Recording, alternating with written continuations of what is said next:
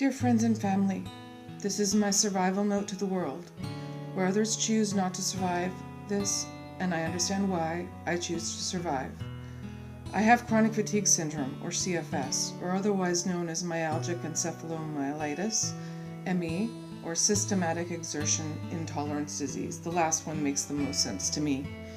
I also have hypothyroid, anemia, I have migraines and regular headaches. I'm sensitive to light, sound, touch, food, and chemicals, and most of all, physical and mental exertion.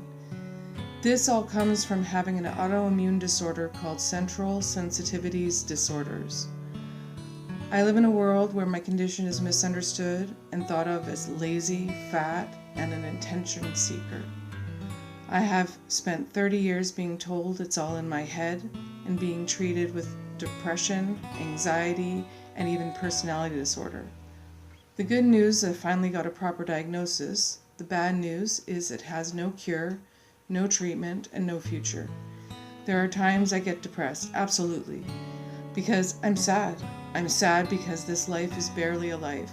And the ironic part of this is you might think I'm weak, but only someone who is strong could survive this, and a lot of us don't. As a child, I was sick with tonsillitis and put on antibiotics so many times that they ended up taking my tonsils out at 18. After that, I had issues with my kidney for 3 years. Once I recovered, things took a turn for the better. For 15 years, things were good. Mostly, I had a few short crashes, usually in really stressful times, like in September, when school and activities started, or at the end of a busy work season when I was raising 3 kids by myself for 3 to 6 months. So it didn't seem unusual that no one recognized these as CFS crashes. I would feel like I had the flu and brain fog. I'd be achy, sweats, chills, muscle weakness, dizziness, nausea, and exhaustion. I felt sick and crazy. I went to the gym 4 times a week, and I ate well so that my children would see a good example of the right way to live, all the time getting sicker each year.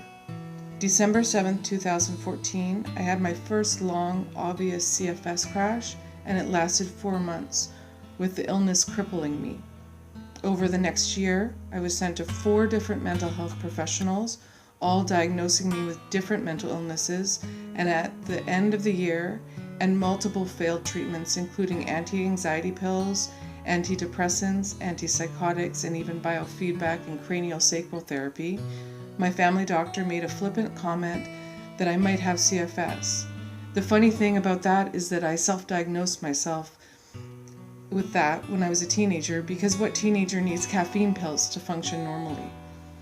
I was referred to the chronic disease clinic, but only after finding the referral online, printing out the form, filling it out, and handing it to my doctor.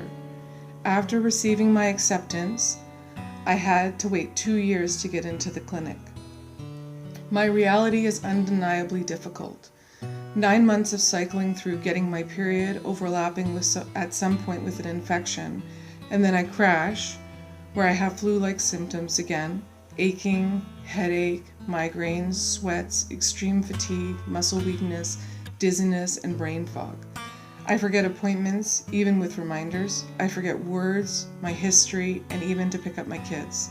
I fail over and over until I believe I am a failure and unworthy of my family, my friends, and my life. And then I fight my way back to my life and my kids' lives. I fail less, I can do more, but not all. I have to make choices every day, and often those choices are between myself or my family. And I repeatedly choose my kids, my health, and then myself. Even when I'm at my best, I miss things like Christmas, my kids' musical concerts, ball games, family outings, and camping trips. I sit in a dark room or on the couch while my life goes on without me. I understand why the risk of mortality and self-harm is so high, because it's often not much of a life. But I keep fighting for my health and for myself. The other people in my life make choices too. Some choose to stay even if they don't understand, and some choose to leave because they do. Understand that this is the best they'll ever get from me. It's not enough for them. For myself, I choose my kids, my animals, my family, my art, and my friends. And I will survive in a way that you might understand a little better now, but I hope you will never understand completely. If you have CFS, please make the choice to survive this. And if you love someone who suffers from CFS, support them and help them survive this. Tomorrow might be better. With love, the CFS Fairy.